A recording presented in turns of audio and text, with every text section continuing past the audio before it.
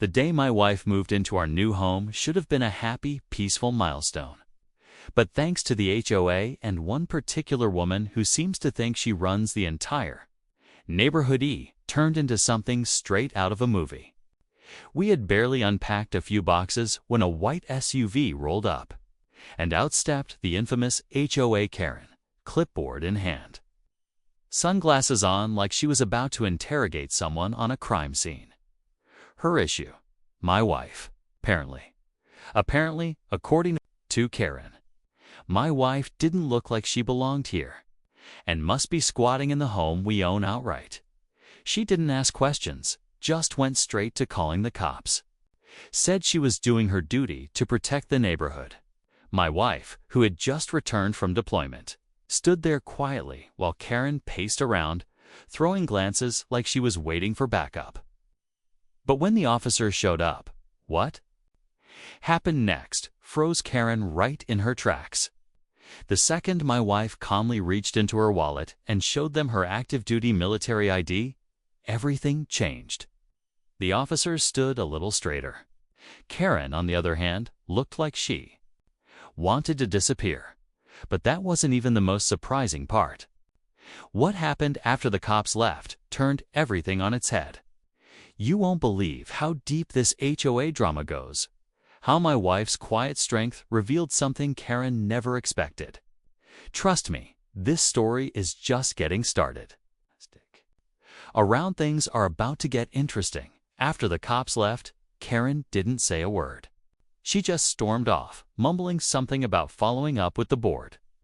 My wife and I stood there, still holding the last moving box, wondering how things could escalate that fast. We had only lived in the neighborhood for 3 days. 3 days, and already, we were on the HOA's radar. But this wasn't just about a misunderstanding. It felt like something deeper was going on. Later that evening, spoke with one of our neighbors, an older man who had lived there for years. He quietly warned me, "You're not the first people she's tried to scare off." He told me Karen had a pattern. She always targeted new families, especially those she thought wouldn't push back. She was known to file bogus complaints, photograph people's yards without permission, and even threaten fines for having the wrong color curtains. But she had never gone this far before calling the cops on someone just for moving in. My wife, though, wasn't shaken. "I've faced worse overseas," she said, calmly setting up our living room like nothing happened. Still, I couldn't shake the feeling that this wasn't over. The way Karen looked at my wife there was something personal about it. Something more than just HOA rules and paperwork. My gut told me she was planning something else, and whatever it wasn't going to be a simple violation notice in our mailbox.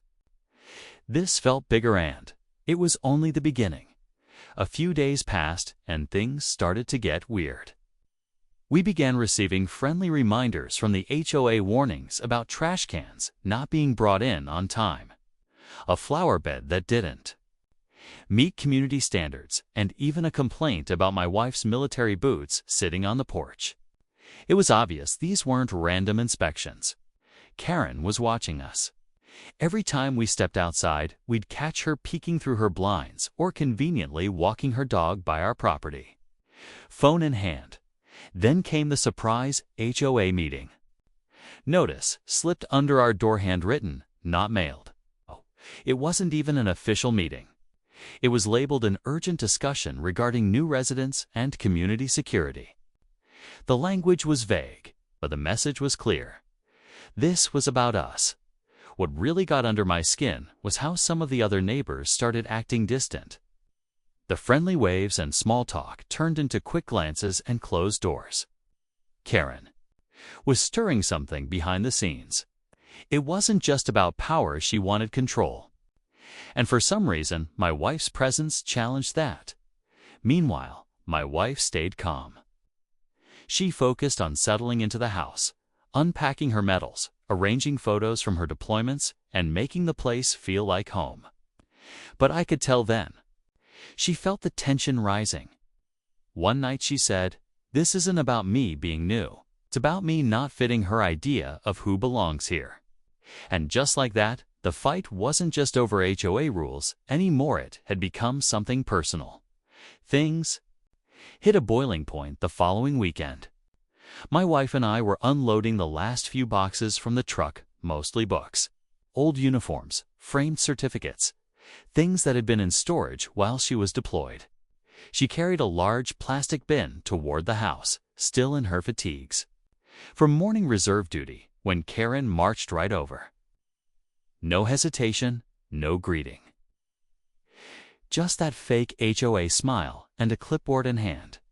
She looked my wife up and down and said, "Are you authorized to be here? We've had reports of unfamiliar individuals entering the neighborhood." Before I could say a word, Karen was already dialing her phone, talking loud enough for the entire block to hear. "Yes, I'd like to report suspicious activity, possibly someone impersonating military personnel. She's wearing camouflage and carrying something into a home she doesn't own." My wife didn't even flinch. She set the bin down gently and stood straight, arms crossed, watching Karen speak. A few neighbors peeked from their windows. Some stepped onto their porches. All eyes were on us. Minutes later, a patrol car rolled into the cul-de-sac. Karen practically ran toward it like a hero reporting a crime. The officer stepped out calmly, looking between Karen, my wife, and me. The air felt thick with tension. My wife reached slowly into her wallet and pulled out her military ID. Karen's eyes locked onto it. The color drained from her face. She opened her mouth to speak, but nothing came out. The silence after my wife showed her military ID was louder than Karen's accusations had ever been. The officer looked at the ID, then looked at Karen. "Ma'am," he said carefully, "this is a valid Department of Defense ID. She lives here. Is there another concern?" Karen mumbled something about protocols and neighborhood safety, but it was clear she had nothing left to stand on. Most people would have backed off and let it go. But not Karen. Instead, she doubled down, walking straight to the HOA board the next morning and filing an official complaint. Not just about my wife, but about me too.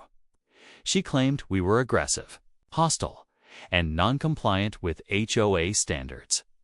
That same afternoon, I got an email from the HOA demanding a meeting about multiple violations. The tone had changed, was no longer one nosy neighbor. It was the full board. They were now citing landscaping issues, unapproved paint colors, and even accusing us of violating temporary occupancy rules because my wife had only recently moved in. And just when I thought things couldn't get more absurd, one of our new neighbors, someone we hadn't even met yet, slipped a note into our mailbox. It read, "Karen's been trying to push military families out for years. You're not the first." That one sentence changed everything. This wasn't just a misunderstanding. It was a pattern, a calculated effort. And now we weren't just defending our home, we were about to expose something much bigger. I decided enough was enough. The next morning, I collected every email, every letter, and that anonymous note. Then I reached out to a local reporter who specialized in community issues. When I mentioned there had been multiple complaints of the HOA targeting military families, her tone shifted. She wanted details. I gave her everything. Within days, she began digging into past records. What she found shocked even me. Turns out, Karen had a long history of pushing boundaries and bending HOA rules to fit her personal agenda. 3 military families over the last 5 years had quietly sold their homes and moved out, all after sudden fines and unexplained complaints. The reporter published a full article online with names redacted but details intact. It exploded. Neighbors who had stayed quiet finally came forward. A retired Air Force pilot shared how Karen had questioned whether his kind fit into the neighborhood image. A widow of a Marine shared how she'd been harassed over her flagpole. The HOA tried to issue a statement, but it was too late. A special emergency meeting was called, and with half the neighborhood present, Karen was voted off the board. Just when we thought things were over, the twist came. Karen filed a lawsuit for defamation, but it backfired. During discovery, more dirt surfaced. Misused HOA funds, private messages full of offensive comments. She dropped the case quietly. The story could have ended there. But something unexpected happened. Next, my wife was asked to join the HOA board.